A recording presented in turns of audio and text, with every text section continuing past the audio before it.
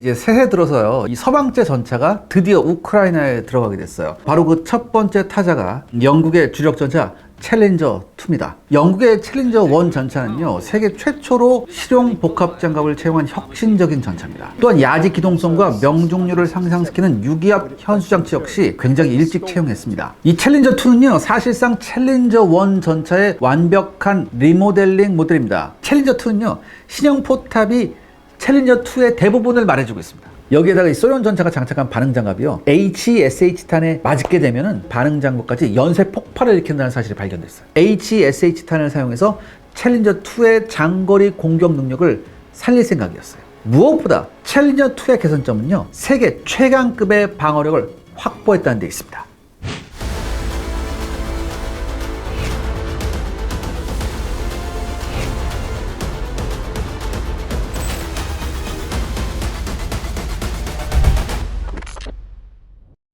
그러면 챌린저 2의 방어 능력이 네. 어떻게 되길래 그러죠? 이게 아마 이 초범 장갑이란 건 굉장히 여러분들이 잘 아실 거예요. 영국의 이제 초범시에 영국의 전투 촬영 연구소가 있거든요. 근데 이 연구소에서 1971년에 이 도시의 이름을 딴 초범 장갑으로 호칭되는 복합 적층 장갑을 개발합니다. 이 초범 장갑은요, 장갑 구조물의 6에서 70%를 차지하는 알루미늄 옥사이드, 이게 알루미늄, 보통 이제 AlO2라고 하는데, 이 알루미늄 옥사이드 세라믹과 함께 적층 배열이라는 장갑 구조가 특징이에요. 특히 성형 자격탄에 대해서 매우 높은 효과를 발휘합니다. 이게 질량 효율이 3.0이에요. 이 질량 효율이 3.0이란 건 뭐냐면은, 같은 질량의 아변 강판보다 3배의 효과가 있다는 거죠.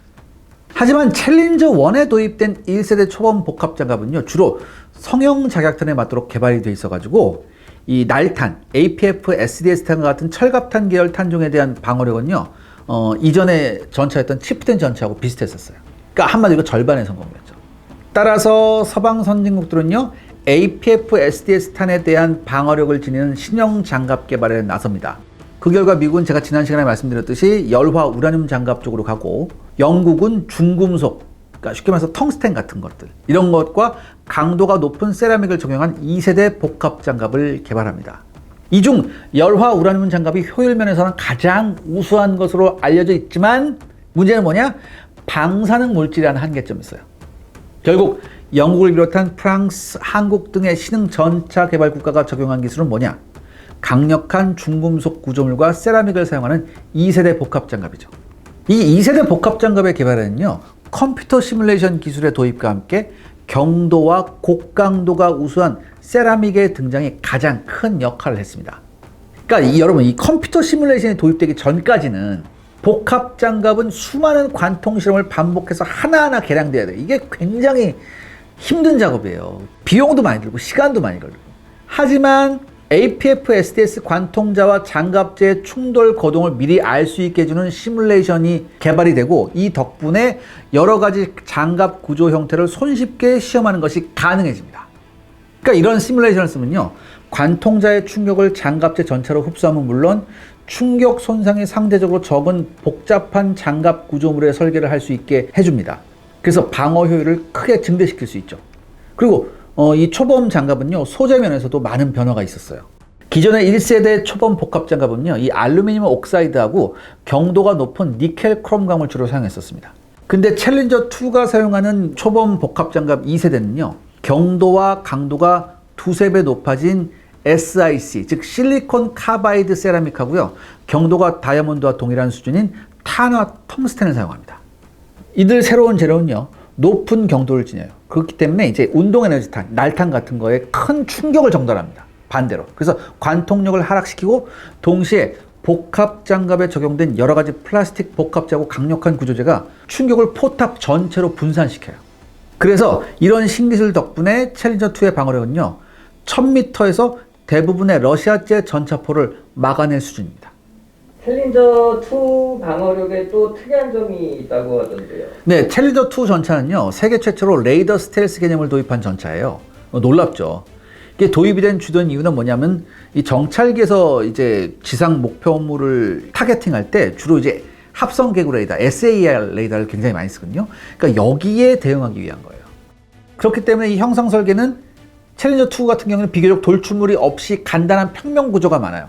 그 다음에 면과 면이 만나는 부분에 부드러운 곡선 처리 등이 눈에 띄죠. 제가 이렇게 사진에서 이제 동그라미로 표시했는데, 근데 초반에는 이랬는데 시간이 가면 갈수록 이것도 달고 저것도 달고 하니까 이런 게 굉장히 많이 퇴색이 됐어요. 그래서 스텔스는 아니다, 이렇게 보시면 됩니다. 아울러 RPG급의 경량 대전차 화기의 관통력 증대에 대응해서 로모라고 호칭되는 반응 장갑이 장착됩니다. 그리고 이외에도 치프등부터 내려오는 대지뢰용 V형 접한 구조를 유지하죠. 무엇보다 BMS, 즉 전장 관리 시스템을 적용합니다. 그래서 사용되는 각종 전자장비의 고장을 자동으로 체크하고요. 핵심 전자장비는 모두 모듈화되어 있어가지고 정비가 용이하도록 설계가 되어 있습니다. 실제 이라크전에서요, 챌린저가 포수용 조준경이 피탄됐거든요. 그러니까 전장에서 빠져서 6시간 만에 완전 수리 끝내고 다시 전장에 복귀한 예도 있었어요. 그러고 보면 기동력 얘기를 안 하셨네요. 예, 이게 영국 육군 전차 교리 자체가 상대적으로 기동력에는 별로 신경을 좀 안 쓰는 편이에요. 그렇지만 영국은 챌린저 시리즈의 기동력을 강화시키기 위한 고출력 엔진 개발에 많은 노력을 기울였습니다. 실제 챌린저에 디젤 엔진을 납품하는 퍼킨스 엔진사는요, 기존 챌린저 1에 장착된 12기통 1200마력 파워팩의 출력을 강화시키는 노력을 10년 동안 기울였어요. 그래서 드디어 1500마력짜리 엔진의 개발에 성공을 합니다. 하지만 챌린저2의 선정 사업 시기에는 아직 1500마력 엔진이 충분한 신뢰성을 확인한 상태가 아니었어요. 그리고 무엇보다도 당시 챌린저2의 양산 대수가 400대도 안 됐어요. 그렇기 때문에 이런 소수의 양을 위해서 따로 추가적인 엔진 라인을 만들기가 힘들었다는 얘기지. 그래서 또 돈이 왼수예요. 그래서 어쩔 수 없이 챌린저2는 기존 챌린저1 전차에 장착된 TN54 변속기와 결합되는 12기통 1200마력 파워팩을 그대로 탑재합니다. 그래도 그대로 하기엔 좀 뭐하니까 부품 체계를 교환해서 신뢰성을 조금 향상시켰대요. 근데 큰 차이는 없고. 또한 기존 챌린저1에 채용된 유기압식 현수장치의 내구도를 증대시켰고요. 지뢰 등의 요인으로 현수장치가 파괴되어도 쉽게 교체할 수 있도록 설계가 변경됐습니다. 그래서 챌린저2는요, 도로상에선 최대 시속 59km, 야지상에선 시속 40km 정도의 속도를 가집니다. 이는 여타 국가의 주력 전차에 비해서 다소 떨어지는 속도, 한 10km 정도 떨어져요. 그렇지만 실용 운용상에는 아무런 문제가 없다고 영국 육군은 만족합니다. 하지만 챌린저2의 기동을 기록한 동영상이나 실제 챌린저2와 가상 교전을 실시한 미군 전차병의 증언에 따르면요, 챌린저2는 동작이 둔해서 고속 기동 작전에 사용하기에는 문제가 있다고 평가를 했습니다. 그러니까 역시 속도에 문제가 좀 있긴 해요. 챌린저2는 뭐 수출 이런 거나 실전 같은 것도 있나요?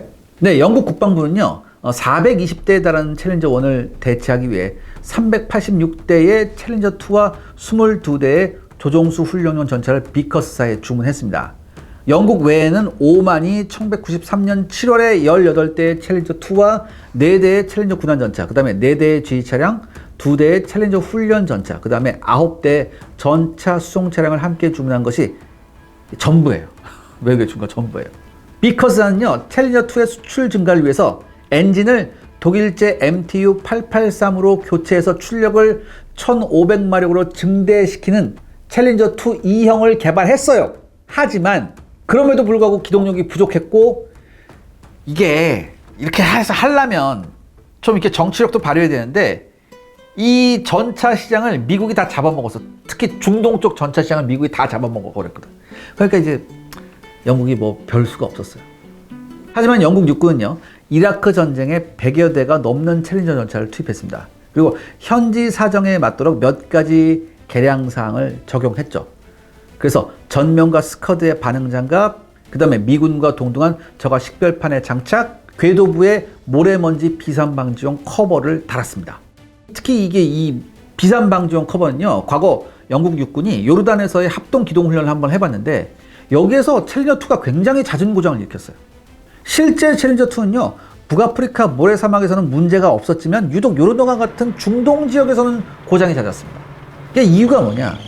챌린저2의 궤도가 발생시키는 먼지의 이동 방향에 이 챌린저2의 공기 흡입구가 있었어요. 또 하나, 북아프리카 사막의 모래에 비해서 중동 사막의 모래가요, 굉장히 미세해요. 그래서 공기 필터를 쉽게 통과했거든요. 그렇기 때문에 고장이 많았다. 그래서 이런 커버를 달므로 해서 어느 정도 이제 조치가 되었고, 그리고 이라크전에 파견된 챌린저2는요, 발전된 사격 통제 장치를 이용해서 적 전차와 전투 시에는 100% 이동간 사격만을 실시했습니다. 그리고 평균적인 명중률은 80% 이상이었다고 해요. 주로 사용한 탄정은요, 이라크 전차가 단일 주조 장갑의 전차가 대부분이었어요. T-72개예요. 그래서 장거리 교전일 경우에는 HESH 탄, 그 다음에 근거리는 기존의 텅스텐 관통자를 사용하는 APF-SDS 탄을 사용했습니다. 그래서 이라크전에서 챌린저2는요, 별다른 전투 손실 없이 작전을 수행했습니다. 그런데 이라크 페다인 특수부대가 어린이와 여자를 앞세운 상태에서 RPG-7 공격을 실시했어요. 그래서 챌린저2의 포수 조준경이 피탄당하기도 했었습니다. 근데 이때에도 챌린저2는요, 반격을 실시하지 않았습니다. 왜? 여자와 어린이가 앞에 있으니까. 그래서 자기가 공격을 받는데도 유유히 철수했어요. 그러니까 한마디로 이건 뭡니까? 영국 육군의 우수한 훈련 수준과 나름대로의 군인 정신을 보여준 거죠. 그래서 그 조준경이 파괴된 전차가 야전부대, 아까 제가 말씀드렸죠. 정비받고 6시간 만에 다시 실전 투입됐고, 그리고 또 다른 챌린저2가 바스라 주변에서 무려 70발의 RPG를 맞았습니다. 그런데도 생존했어요. 이거 전설이에요, 전설. 다만 이때 이라크 저항 세력은요, RPG를 쏘면서 일단 대전차용 RPG가 아니라 대인용 RPG 탄도 있거든요. 이걸 마구 섞어 썼어요. 무조건 갈기고 봤거든요, 얘네가. 그렇기 때문에 이런 결과가 나오지 않았을까. 또한 당시 많은 중국산 탄두가 불발을 일으켰다는 카더라도 있습니다. 이건 카더라니까 걸러 들으세요. 그리고 2003년 3월에는요, 아군의 오사로 인해서 챌린저2가 발사한 HESH가 다른 전차에 열려있던 전차장 해체에 맞고 폭발했어요. 그래서 전차 내부로 파편이 쏟아지면서 승무원 2명이 사망했습니다. 그리고 이 전차가 폭발까지 나와서 해당 전차는 완전히 파괴됐죠. 이게 이라크에서의 유일한 챌린저2 전손 사고입니다. 그 다음에 2006년에는요, RPG-29의 텐던 탐두가 챌린저2의 전면 하단을 관통했습니다. 그래서 조종수가 큰 부상을 입었어요. 그리고 2007년에는 성형작약 IED는 아시죠, 여러분? 그 사제 폭발물. 이거를 밟았어요. 그래서 이 IED가 폭발하면서 차량 하부가 관통돼서 역시 조종사가 중상을 당하고 다른 승무원들도 부상을 당했습니다. 그래서 이라크 전쟁을 계기로 해요, 챌린저2는 방어력 증대를 위해서 TES 개량을 진행합니다. 그리고 이 개량을 수행한 곳은 이스라엘의 라파엘사예요. 아무래도 이게 이스라엘은요, 중동에서 이런 일을 많이 당하다 보니까 여기에 대한 노하우가 굉장히 쌓여 있었기 때문에 아마 이 이스라엘 라파엘사하고 같이 한 것 같아요. 이 챌린저2 TES 개량의 골자는요, 차체와 포탑 측 후면에 슬랫 아머를 장착하고요, 역시 포탑과 차체 측면에 반응 장갑도 함께 설치하는 거였습니다. 그리고 이 IED 사제 폭발물 등에 대항하기 위해서 차체 바닥에 IED 방호판을 설치했고요. 그 다음에 여러분 사진에 보시면 아시겠지만 포탑에 전파 방해 장치를 아주 커다랗게 장착했습니다. 그러니까 이게 왜 전파 방해 장치가 있냐? 이 IED가 주로 TV용 리모컨으로 작동이 많이 돼요, 중동에서. 그 때문에 이거를 방해하시는 방해 전파 장치를 이제 설치한 거죠. 또한 후방 감시 카메라하고요, 전면 조종수용 열 영상 장비가 증설되었고, 그 다음에 리모트 컨트롤로 작동되는 RWS가 추가 장착됩니다. 이로 인해서 당연히 무게가 증가되겠죠. 그러니까 무게가 증가되는 만큼 뭘? 속도도 또 떨어집니다. 근데 얼만큼 속도가 떨어졌냐? 이건 또 공개를 안 해요. 제가 생각하기에는 한 5km 이상 떨어진 것 같아요. 아무튼 현재 영국군이 사용하는 챌린저2는 죄다 이 TES 사양입니다. 시청자 여러분들의 구독과 좋아요는 영상 제작에 정말 큰 도움이 됩니다. 여러분들 부탁드리겠습니다. 구독과 좋아요. 그러면 이제 이게 우크라이나로 지원이 갈 건데, 네네. 어떤 활약을 보여줄 수 있을까요? 네, 아마도 이 챌린저2가 러시아제 전차들과 1대1로 붙는다면요, 이 챌린저2는 우세한 전투를 펼 가능성이 있습니다. 특히 반응 장갑을 덕지덕지 붙이고 다니는 러시아 전차들에게 HESH탄은 꽤 효과가 있을 거예요.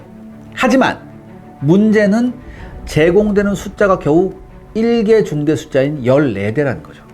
그렇기 때문에 이걸로는 별다른 효과를 기대하기 좀 어려울 거예요. 다만 이를 계기로 서방제 전차들이 속속 우크라이나에 제공되기로 했다는 것은요, 그동안 우크라이나가 그렇게 바랬던 그런 일입니다. 그러니까 요즘 이제 언론에 나왔죠. 독일도 폴란드의 레오파드2 전차를 우크라이나에 보내는 것을 승인했고요. 미국도 M1 에이브람스 전차를 보내기로 했죠. 심지어 어떤 신규 생산품을 보낸다고 하더라고요. 그런데 여러분, 여기서 한 가지 생각해 볼 거 있습니다. 일단 서방제 전차는요, 그동안 우크라이나군이 사용한 러시아제 전차들과는 많이 다릅니다. 따라서 이들 서방제 전차를 우크라이나군이 수령해서 전선에 투입하기까지는 상당한 시간이 걸릴 거예요. 훈련도 해야 되고, 그 다음에 제때 충분한 수량의 전차가 제공될지도 모르고, 그 다음에 아울러 또 다른 문제가 뭐냐, 이제부터 우크라이나군 병참 장교의 지옥이 시작될 겁니다. 우크라이나는요, T-72, T-80 계열, 그 다음에 챌린저2, 레오파드2, M1 에이브람스 등 최소 5종류의 전차에 대한 보급을 해야 돼요. 더욱이 다른 전차들은 이제 디젤 쓰면 되는데, 이 M1 에이브람스는요, 항공유를 써요. 이 항공유를 조금 쓰느냐 굉장히 기름 먹는 하마만큼 대량으로 소비하는 전차예요. 그렇기 때문에 연료 보급을 완전히 미국한테 의존해야 됩니다. 이 M1 에이브람스를 제대로 쓰려면. 그 다음에 사실상 우크라이나의 희망대로 크림반도를 비롯한 잃어버린 영토를 수복하려면 우크라이나는요, 생각보다 많은 전차가 필요합니다. 동부 돈바스 전선을 돌파해서 러시아군을 몰아내는 데만 적어도 2개 기갑사단 400여 대 이상의 전차가 필요할 거예요.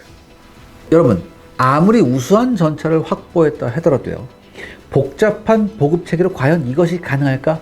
저는 의문입니다. 더군다나 요즘 러시아의 반격이 예사롭지가 않죠.